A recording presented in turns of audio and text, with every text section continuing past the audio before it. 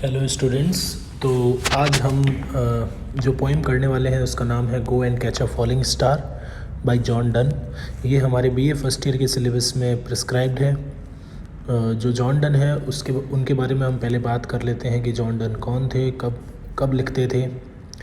तो John Donne was the founder of the metaphysical poets. Actually जो metaphysical poets थे, metaphysical का मतलब होता है, मेटाफिज़िकल का मतलब होता है बियॉन्ड फिज़िकल। ये ऐसे कंपैरिजन करते थे दो चीज़ों के बारे में जो इम्पॉसिबल होती थी। मतलब टू डिफरेंट वर्ल्ड, है ना। दो दो, दो एक दूसरे से बहुत अलग चीज़ों को ये कंपेयर किया करते थे। Born into a Roman Catholic family, Dunn's personal relationship with religion was very influential and at the center of much of his poetry. Dunn wrote most of his love lyrics, erotic words, and some sacred poems in the 1590s, creating two major volumes of work, satires and songs and sonnets. In his later years, Dunn's writing reflected his fear of his inevitable death. John Donne died in London in 1631. ये John Donne के बारे में था, John Donne की personal life के बारे में।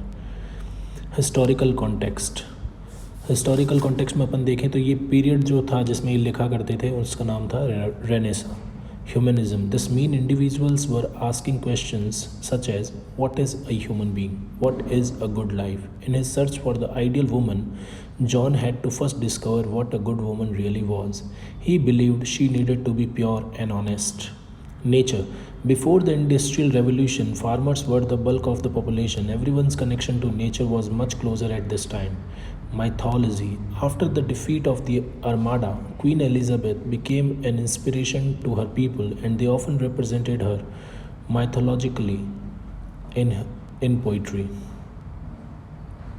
So, this is the poem that we are going to do. Go and catch a falling star.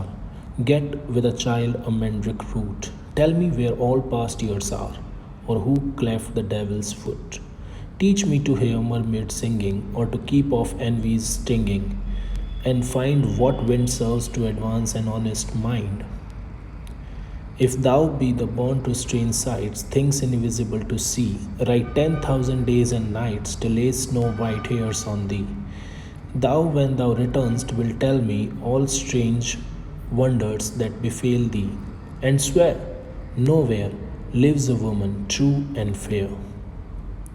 If thou finds one, let me know. Such a pilgrimage were sweet, yet do not, I would not go.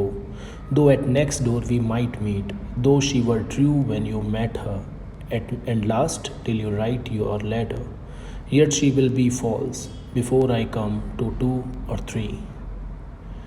Title. So the title of the poem, Go and Catch a Falling Star, makes us think that he will tell us to go and do an impossible task. Go and catch a falling star. टूटते हुए तारे को पकड़ो।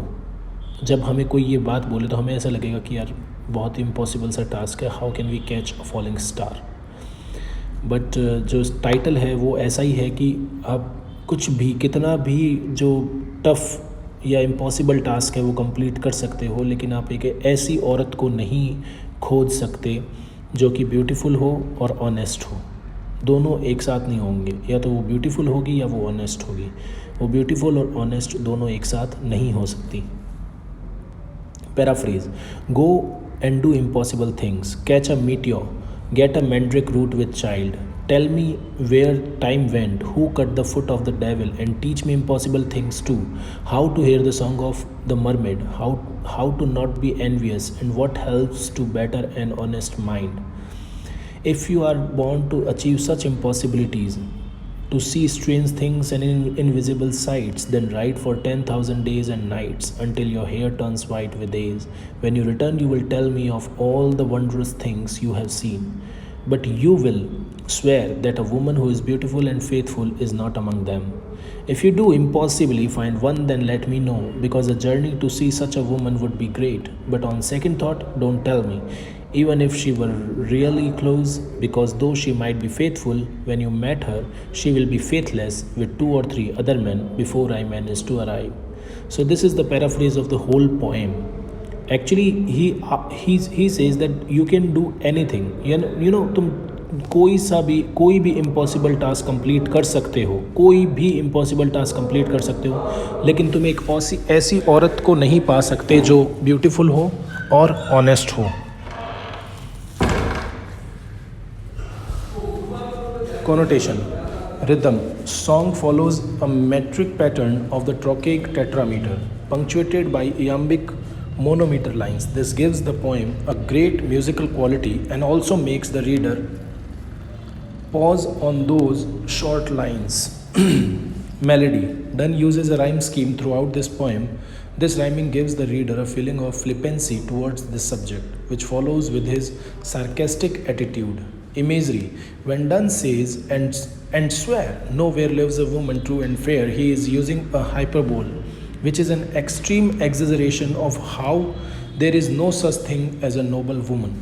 Or go and catch a falling star, because that is also saying what is more than possible. So ये जो connotation है ये काम आएंगी आपके आगे जब आप आंसर लिखेंगे। अगर इसका क्वेश्चन आता है एग्ज़ाम के अंदर तो ये चीज़ें जो हैं रिदम, मेलोडी, इमेजरी, ये आपको पता होना चाहिए इसके बारे में।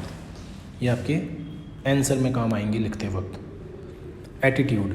The tone is very sarcastic. Of course जो टोन है वो सरकेज़म है, ठीक है, व्यंग्य कर रहा है। डन जो है, जॉन डन जो है वो व्यंग्य कर रहे हैं एक औरत पे कि ऐसी कोई औरत नहीं है जो ऑनेस्ट हो और ब्यूटीफुल हो। Donne gives the adventurer many impossible task, वो बहुत सारे इम्पॉसिबल टास्क देते हैं। And then even if he can do these, और वो अगर वो सारे इम्पॉसिबल टास्क कर भी लेता है जिसको वो देते हैं, that no matter where he goes he can never find a fair woman, वो कहीं भी चला जाए लेकिन वो एक फेयर और ऑनेस्ट वूमन कभी नहीं पा सकता।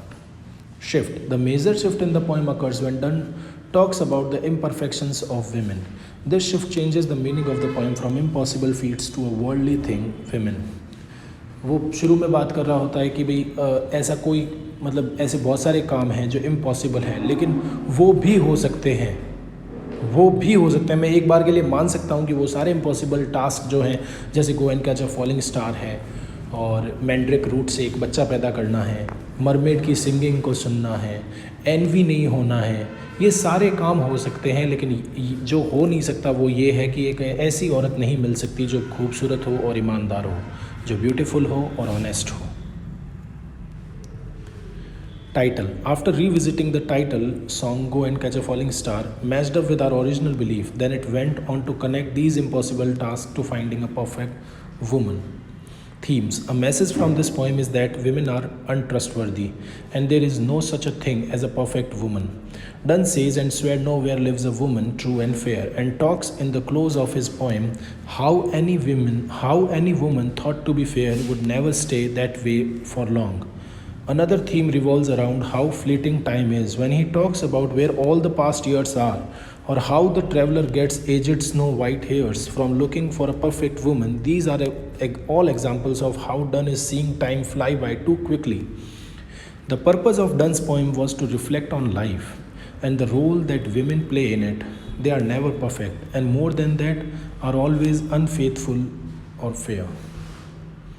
So this was all, students. अगर इस पोएम से रिलेटेड कोई भी प्रॉब्लम हो, आपको किसी भी प्रकार का क्वेश्चन हो, कोई भी लाइन समझ में ना आए, तो आप मुझसे पूछ सकते हैं, लेकिन इसके लिए आपके पास पहले टेक्स्ट होना चाहिए, बुक होनी चाहिए। तो आप जल्दी से एक बुक ले लीजिए पोएम्स की, आपको मार्केट में मिल जाएगी, और इस पोएम को पढ़िए, और कोई भी प्रॉब्लम आए आप मुझसे डायरेक्ट पूछ सकते हैं नीचे कमेंट सेक्शन।